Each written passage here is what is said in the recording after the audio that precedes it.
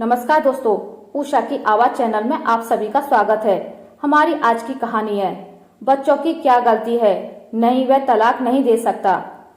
अभी तक सुरेश के बाबूजी ने जो चाहा सब कुछ उनके अनुसार ही हुआ। पढ़ाई, प्रतियोगिता परीक्षा की तैयारी और फिर शादी भी। जिंदगी का इतना बड़ा निर्णय उन्होंने बिना उससे पूछे ही ले लिया। उसकी शादी क्या हुई, उसके पिछले 5-6 वर्षों से चला आ रहा सपना टूट गया। कॉलेज के शुरुआती समय से उसकी दोस्त बनी स्नेहलता को वह मन ही मन चाहता था। उस समय तो उनका हर पल का साथ था। उसे वह प्यार से लता ही कहता। उनकी दोस्ती से उनके मित्र वाकिफ थे और सलाह देते कि शादी कर ही डालो। वह भी तब अपने करियर को बनाने में लगी थी। सुरेश ने सोचा कि वह पहले अपने पैरों पर खड़ा हो जाए, तब घर में इसकी जानकारी देगा। पिता ने सुरेश को मौका ही नहीं दिया।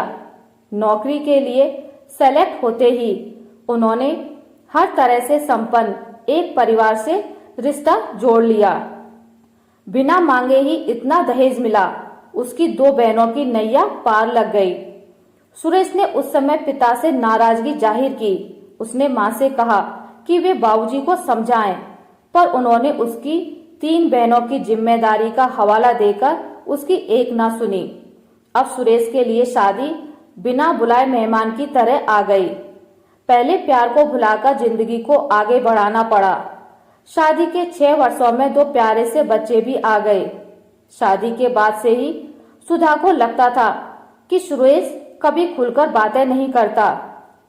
वह उसकी जरूरतों का ख्याल तो रखता है, पर उसे पति का लगाव एवं प्रेम महसूस नहीं होता। एक बार तो उसने अपनी छोटी ननद से जानना भी चाहा, तो उसने कहा, भाभी भूल कर भी ऐसा मत सोचिएगा। भैया तो बड़े ही सीधे साधे हैं, वह तो आपको बहुत प्यार करते हैं। सुधा भी सोचती कि उसका कोई प्रेम विवाह तो है नहीं, दोनों के माता पिता के द्वारा तय विवाह है, तो प्रेम धीरे धीरे ही बढ़ेगा। सुरेश का ट्रांसफर क्या हुआ, उसकी तो लॉटरी लग गई। एक दिन बैंक में अचानक उसकी भेंट स्नेहलता से हुई।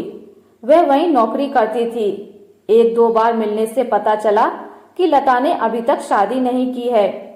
सुरेश अपराधग्रस्त हो गया। उसे लगा कि उसकी इस स्थिति का जिम्मेवार कहीं वही तो नहीं है। अक्सर शाम का समय दोनों का साथ बीतता। छुट्टियों में भी वह अपनी पत्नी बच्चों के पास ना जाकर उसी के साथ आसपास घूमने निकल जाता। उसे लगता कि उसके पुराने दिन फिर से लौट आए हैं। आजकल तो उसे ना पत्नी और ना ही बच्चों की याद आती। सारा दिन बस उसे लता ही नजर आती। लता को क्या था, जब वही मेहरबान था, उसके साथ होने से खुशी उसे भी होती, पर वह दिल के साथ दिमाग का इस्तेमाल करती। उसने अभी तक शादी नहीं की क्योंकि उसके ऊपर अपने 2 छोटे भाई बहनों की जिम्मेवारी है। पिता रहे नहीं, घर में बड़ी है।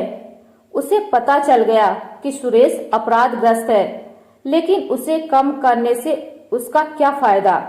वैसे भी पुरुष वर्ग पर वह अब विश्वास नहीं रखती। सुरेश के ट्रांसफर को 1 वर्ष होने जा रहा था, पर पिछले 6 महीने से सुधा परेशान रहने लगी। अब वह पहले की तरह रोज बातें नहीं करता और छुट्टियों में भी उसने आना कम कर दिया है।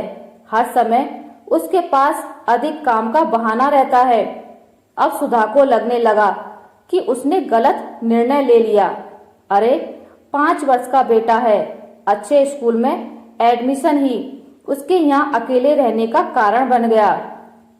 केवल उसकी पढ़ाई के लिए यहाँ अकेले रहना बुद्धिमानी है क्या? आजकल आए दिन उसके स्कूल से शिकायत आ रही है। छोटी बेटी तो प्ले स्कूल जा रही है, पर उसे भी संभालना मुश्किल हो रहा है। एक दिन तो उसे बेटे के स्कूल में इंचार्ज ने मिलने को बुलाया और ऐसे पूछताछ करने लगी मानो वह कोई अपराधी हो। जब इंचार्ज को पता चला कि पति साथ नहीं रहते, उनकी पोस्टिंग दूसरी जगह है, तो उसने कहा कि बेटे के चिड़चिड़ेपन और तोड़फोड़ करने के पीछे यह कारण हो सकता है। आप कोशिश कीजिए कि साथ रहें। जब सुधा ने बेटे और उसके स्कूल के बारे में सुरेश को फोन पर बताया तो कहने लगा, अरे ये सब बड़े स्कूल के चोचले हैं। अब बच्चा बड़ा हो रहा है, कुछ ना कुछ व्यवहार में परिवर्तन तो आएगा ही। तुम थोड़ा उस पर विशेष ध्यान दो। उसने तो आसानी से कह दिया, लेकिन वह जो गुल खिला रहा है वह तो उसने अपने घर में किसी से नहीं कहा। जिंदगी में पहली बार उसके मन का हो रहा है। एक दिन बातों ही बातों में सुरेश ने लता से कहा, अब वह उसको नहीं खोना चाहता, सारी उम्र उसके साथ बिताना चाहता है।